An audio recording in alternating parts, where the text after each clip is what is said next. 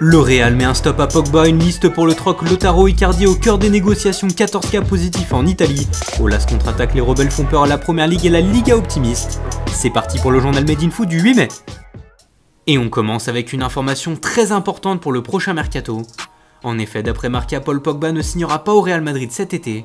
Le salaire du champion du monde estimé à 19 millions d'euros apparaît comme le frein majeur de son recrutement malgré sa volonté de le baisser.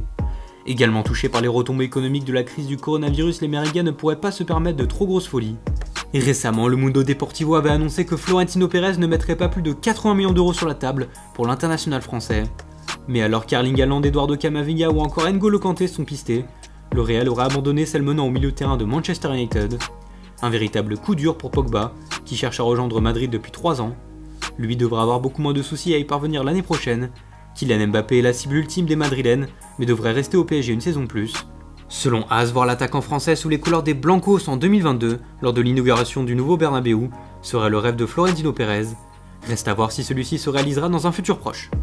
On reste en Espagne, mais passons au Barça et l'éternel dossier Lautaro. Alors que l'Inter et le club catalan semblent avoir trouvé un nouveau terrain d'entente sur la transaction, impliquant le mouvement de 2 Blaugranas additionnés une somme de 60 millions d'euros, une liste a été réalisée par Sport. En effet, 6 joueurs seraient pressentis pour se joindre au deal.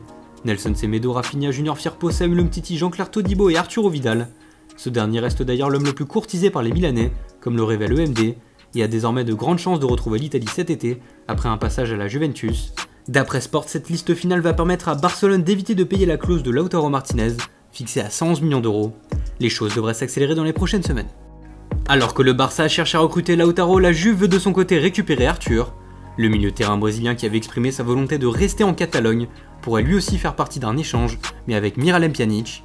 À en croire la Gazzetta dello Sport, le Bosnien serait de son côté en accord avec ce deal et très enthousiaste à l'idée de jouer en Espagne. Mais pour le moment, face au refus d'Arthur, Barcelone ne pourrait que proposer Arturo Vidal, alors qu'Ivan Rakitic pourrait lui aussi être inclus. Du côté de l'Inter, les discussions se prolongent autour du futur de Mauro Icardi. Prêté cette saison au PSG, l'Argentin pourrait revenir chez les Nerazzurri en juin. En effet, comme l'indique la Gazzetta, Leonardo, directeur sportif du PSG, chercherait à payer moins que l'option d'achat fixée à 70 millions d'euros. Son homologue de l'Inter, Giuseppe Marotta, resterait figé sur sa position, mais pourrait se laisser tenter par un échange pour faire basculer la situation. On reste en Italie où les entraînements individuels ont repris cette semaine, comme à Rome. Réveil capital, les joies de la reprise à Rome, indique le Corriere dello Sport ce matin. D'après le quotidien, tout se remet en place petit à petit, pendant que la fédération est allée à la rencontre des scientifiques. La situation n'est pourtant pas encore idéale, 14 tests positifs ont été réalisés en Italie, dont 6 à Florence. 3 joueurs et 3 membres du personnel technico-sanitaire de la Viola sont touchés par le coronavirus et seront mis en quarantaine pour éviter toute contamination. On file en France où Jean-Michel Aulas fait de nouveau parler de lui. Comme l'évoque l'équipe aujourd'hui, le président de l'Olympique Lyonnais a déposé un deuxième recours, suite à la décision de la LFP d'arrêter le championnat de France. 7ème, Lyon ne rejouera pas de Coupe d'Europe, sauf en cas de victoire en finale de la Coupe de la Ligue face à Paris, si celle-ci venait évidemment à se disputer. Face aux retombées économiques et la situation très inconfortable de l'OL, Aulas a pris la décision et va se présenter devant le tribunal administratif de Paris pour défendre sa cause.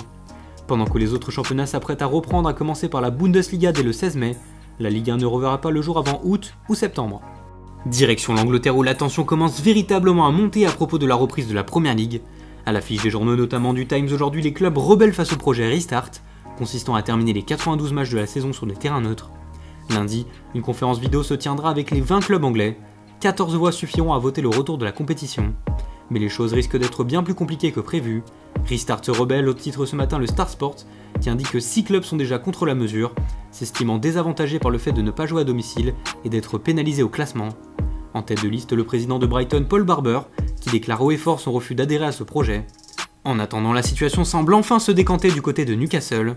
Selon le Mirror Sport, dans moins d'une semaine, les Saoudiens prendront les rênes des Magpies, presque un mois après avoir convenu d'un rachat à hauteur de 350 millions d'euros. Fin d'un règne de 13 ans pour Mike Ashley et début de celui d'Amanda Stavley, puissante femme d'affaires anglaise. Enfin, retour en Espagne avec à la une de AS les championnats en marche. Comme l'indique le journal madrilène, de nombreux pays ont déjà trouvé leur date de reprise. La Bundesliga ouvre la voie avec son retour prévu le 16 mai. Alors que la Ligue 1 s'est arrêtée, le Calcio, la Première Ligue et la Liga avancent sur la question. Pour le moment, les joueurs du championnat d'Espagne sont invités à reprendre l'entraînement. 48 heures après les premiers tests effectués, le Barça a vu tous ses joueurs être négatifs au coronavirus. Une nouvelle rassurante pour le Mundo Deportivo, qui se veut optimiste pour assister au retour de la Liga. Une reprise qui pourra avoir lieu le 20 juin, comme l'a révélé hier l'entraîneur de Leganés Javier Aguirre à Marca Claro. La compétition va selon lui se dérouler à partir de cette date jusqu'à fin juillet. Le Mexicain a d'ailleurs précisé qu'il tient l'information de la Liga et que les matchs se joueront tous les 2 jours. Un témoignage à prendre avec des pincettes, aucune officialisation n'a été faite pour le moment. Merci à tous de nous avoir suivis, n'hésitez pas à vous abonner, à commenter et à liker la vidéo. Et rendez-vous lundi pour un nouveau journal Made in Foot.